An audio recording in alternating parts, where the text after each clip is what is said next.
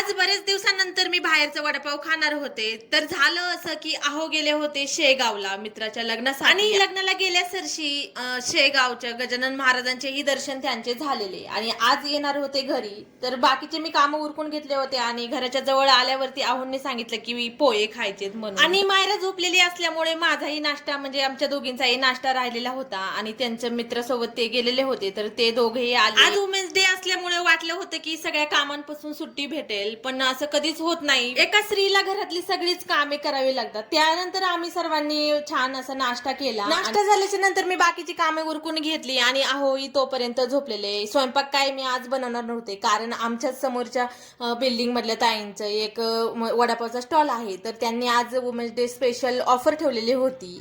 5 रुपयाला एक वडापाव त्या आज देणार होत्या.